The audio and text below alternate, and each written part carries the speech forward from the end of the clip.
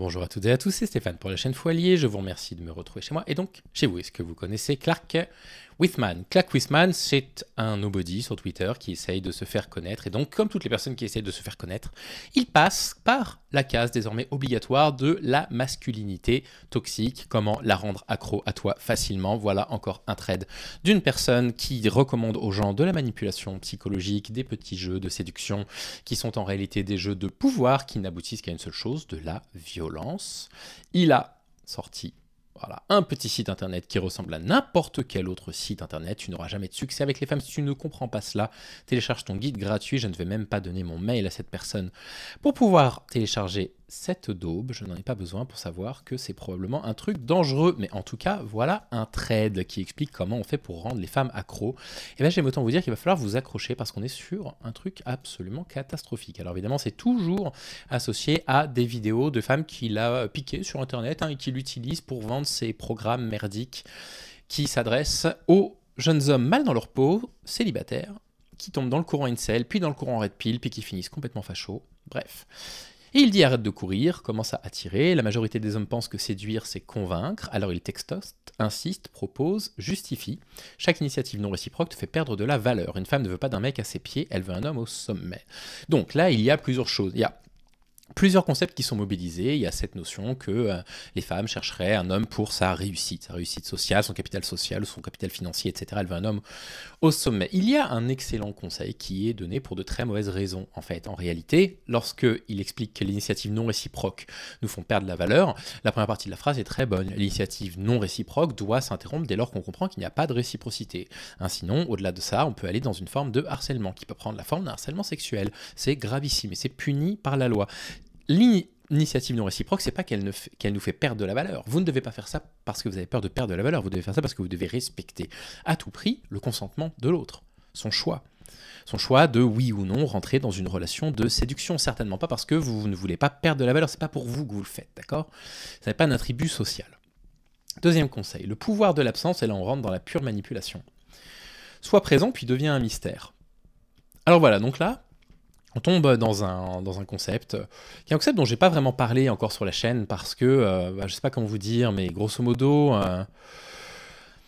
il y a toute une série en fait de techniques de manipulation qui viennent des États-Unis dont je vous parle pas particulièrement parce que finalement on en a déjà parlé jusque-là et étant donné qu'on en a déjà parlé jusque-là, je vois pas très bien l'intérêt pour moi de rentrer un petit peu dans les détails. Mais vous avez un concept qui s'appelle le prowling, P-R-O-W-L-I-N-G, dont on n'a jamais parlé, mais que vous connaissez sous une autre appellation. Mais grosso modo, le prowling, ça vient de to prowl, donc chasser une proie.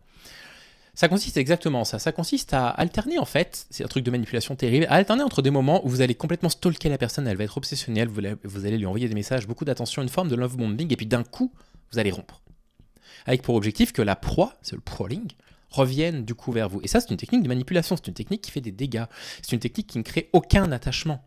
Okay, ça crée une dépendance potentiellement. Ça crée une insécurité chez l'autre qui peut créer une forme de dépendance. Ça n'est pas du tout ce que vous souhaitez. Ne soyez pas présent puis devenez un mystère. Soyez qui vous êtes. Arrêtez de jouer des rôles. Arrêtez de jouer des rôles. Vous ne serez pas sélectionné pour ça. Vous allez devenir des red flags sur pattes. Tu donnes un moment intense puis tu disparais. Ben, c'est terrible. Ça crée une pure insécurité. Ça donne après des personnes qui étaient très bien dans leur peau, tout allait bien dans leur vie, qui du jour au lendemain passent leur journée sur leur téléphone à attendre un message de vous, un signe de reconnaissance. Ce que vous voulez, c'est de la violence psychologique, pure et dure. Silence, espace, distance, son cerveau va tourner en boucle. Pourquoi il ne me reparle pas? Est-ce que je lui ai déplu? Bah oui. Est-ce que c'est ça que vous voulez? Faire du mal à la personne que vous êtes en train de séduire. Elle commence à te penser, et penser c'est le début de l'obsession. Bah oui, c'est précisément exactement ce que vous ne voulez pas. Une relation saine n'est pas une relation obsessionnelle. Certainement pas. Ça, c'est absolument catastrophique. Une relation saine, c'est une relation dans laquelle tous les jours, la personne qui vous accompagne dans votre vie a la liberté de vous quitter si elle le souhaite, mais elle ne le fait pas. Et pourquoi elle ne le fait pas? Parce qu'elle tient à vous, pas parce qu'elle a peur, pas parce qu'elle est obsédée par vous, elle est libre dans ses choix, mais dans sa liberté, elle choisit de continuer à faire un bout de chemin avec vous. C'est ça qu'il faut souhaiter. Ça, l'essence d'une relation romantique. Ensuite, il pose la question de la stabilité en étant magnétique. Donc vous voyez, là, il explique qu'il faut être particulièrement instable, mais derrière, il dit qu'il faut être stable. C'est pour ça que tout ça me fait me dire que ces gens-là, c'est des gamins, ils ont 20 ans, ils n'ont jamais eu une relation sérieuse dans leur vie, absolument jamais dans leur vie. Il veut juste gagner un peu d'argent sur Internet et il tente absolument tout. Des faux paris sportifs, des crypto-bros, des trucs comme ça de conseils en séduction. Je serais pas surpris que ces figures-là en fait aillent à peu près partout dans ces trucs de libertariens pour aller essayer de récupérer un petit peu de fame, je sais pas quoi. Reste calme, froid, inébranlable. Si elle te teste, tu ne réagis pas. Si elle te provoque, tu souris. Je suis désolé, mais si vous êtes testé ou provoqué au début de votre relation, ça ne sent pas la relation saine. Vous commencez à séduire une femme et vous sentez que le truc n'est pas sincère, que vous êtes un peu provoqué. Je suis désolé, en fait, c'est probablement pas la bonne personne. Là, ça risque d'être une relation compliquée. Un homme que rien ne déstabilise devient immédiatement fascinant. Non, je suis pas d'accord, au contraire. Montrez vos émotions si vous avez envie de montrer vos émotions, les montrez pas si c'est pas votre caractère, soyez vous-même. Tu incarnes la maîtrise et la maîtrise c'est sexuel, voilà. La maîtrise. Le sexe c'est de la maîtrise, vous voyez, les hommes doivent maîtriser dans le rapport sexuel, c'est une catastrophe. Le sexe c'est absolument tout l'inverse, hein. Aux très jeunes hommes qui me regarderaient et qui seraient tentés par ces discours incel, le sexe c'est tout l'inverse, le sexe c'est un abandon. Vraiment, le sexe c'est un laisser-aller. On est dans une situation de confiance absolue avec l'autre, l'autre est dans une situation de confiance absolue avec nous. Il y a eu une expression mutuelle d'un désir, du coup le rapport sexuel se fait et là on s'abandonne. On s'abandonne à l'autre, ça devient quelque chose d'assez magique, d'assez profond, de profondément bienveillant. Assurez-vous que ce soit toujours bienveillant, ne reproduisez jamais de violence dans un rapport sexuel, jamais, hein, quoi qu'il arrive, mais c'est pas de la maîtrise. Ta vie, toujours... Fais d'elle un bonus, pas une priorité, travaille ton corps, élève ton statut, multiplie les projets. Vous voyez, on mobilise de nouveau les mêmes affects misogynes. Hein. Les femmes, elles cherchent un homme pour l'élever socialement, pour profiter de ses capitaux. Faire d'elle un bonus et pas une priorité, si jamais vous faites ça, elle va se dire quoi? Elle va se dire, puisque je ne suis pas sa priorité, à l'évidence, il n'a pas envie de construire avec moi. Elle va aller chercher ailleurs. C'est dit à l'avance. Donc, encore une fois, vous êtes tenté par ce genre de discours parce que c'est pas tous les jours facile, parce que vous avez peut-être 15-16 ans et que c'est pas évident. Trouver une petite copine à cet âge-là, spoiler alert, c'est pas plus évident plus tard. Hein. Ne tombez pas là-dedans. Parce que là, vraiment, vous allez vous mettre dans la case prison vous-même définitivement. Quand elle voit que tu es déjà complet, tu deviens irrésistible parce que tu n'as pas besoin d'elle.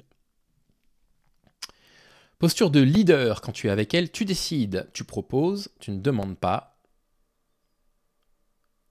Attends, tu proposes, tu ne demandes pas. Ça me semble contradictoire. Tu diriges la soirée, la discussion, l'énergie, tu ne doutes pas, jamais. Un homme qui mène, c'est un homme qui excite, un homme qui suit, c'est un homme qu'on oublie. Tout ceci est complètement faux, sachez-le. Hein, d'accord. Les relations asymétriques entre les hommes et les femmes aboutissent très souvent à des relations de violence dans votre couple. Vous êtes sur un pied d'égalité. Là, il y a un rapport hiérarchique masculin qui est instauré. Vous voyez ce que je veux dire? L'homme a une position hiérarchique supérieure à la femme, donc c'est toi qui décides, tu lui poses pas la question, machin. C'est que ces conseils dramatiques. Attention conditionnelle égale respect maximal. Donc là, on arrive vraiment dans un truc catastrophique. Grosso modo, on est dans l'affection sous forme d'échange. C'est un échange transactionnel. Vous donnez de l'affection à condition de recevoir quelque chose en retour. Et ce quelque chose doit évidemment correspondre à ce que vous attendez, bien évidemment. C'est comme ça qu'il le dit et qu'il l'entend. Et ça, c'est absolument terrible. Hein. Cet échange affection contre quelque chose en retour, c'est un petit peu la base de la relation narcissique. Vous allez vous retrouver avec une personne narcissique qui va petit à petit vous mettre complètement sous emprise et vous allez finir par ne réagir plus que pour avoir l'approbation de l'autre. En fait, si vous êtes un mec et que vous mettez ça en place, utilisons les bons termes, vous êtes un agresseur. Et très certainement, vous êtes un agresseur sexuel, puisque vous le faites très certainement aussi dans le cadre de la relation intime. Et donc, vous êtes un violeur. Ce trade vous transforme en un agresseur et en un potentiel violeur. Tu es le prix, tu n'es pas un clown qui court après un rendez-vous, bon, bref. Et après, ça fait sa pub, je te révèle les 10 erreurs qui détruisent ton succès avec les femmes, un guide qui a permis à plus de 7500 hommes d'éviter ces pièges fatals et d'améliorer instantanément leurs relations, bref. Il dévoile les vérités sans filtre sur les femmes, la séduction, le pouvoir masculin, c'est pathétique. Et c'est très dangereux. Alors évidemment, ce Clark Whitman, ma vidéo, ça va pas vraiment changer sa vie, c'est évidemment pas pour lui que je fais cette vidéo. Je fais cette vidéo en espérant pouvoir m'adresser à toi qui serais peut-être tombé sur cette vidéo grâce à la miniature en te disant que tu allais trouver des solutions toutes faites. Il n'y a pas de solution toute faite. Une rencontre amoureuse, ça porte très bien son nom, c'est une rencontre, c'est deux personnes qui se rencontrent et puis qui bah, dans certaines circonstances, se correspondent, et parfois pas. C'est une loterie, c'est pénible, rester célibataire, ça n'est pas agréable. Socialement, c'est même mal vu, il y a une sorte de pression à ne pas être célibataire, qui est beaucoup plus fortement mise sur les femmes d'ailleurs que sur les hommes. Mais il existe aussi une pression masculine, hein, effectivement, il faut être un séducteur, il faut avoir pas une femme, il faut avoir des femmes, bon, bref. Vous voyez l'idée. Faites attention, si vous tombez là-dedans, vous allez devenir un red flag sur pattes, vous allez rester dans cette zone de prison, une zone de no-go absolument définitive. Et je vous conseille de ne jamais écouter les personnes qui ont des conseils en séduction à vous donner parce que ça ne veut rien dire. Il n'y a pas deux femmes similaires, il n'y a pas deux femmes qui attendent les mêmes qualités chez un homme, il n'y a pas deux femmes qui sont attirées par les mêmes choses chez un homme. Bref, fuyez ces discours. Voilà ce que je voulais vous dire. Sur ce, je vous souhaite une très bonne journée et je vous dis à bientôt. Salut les amis.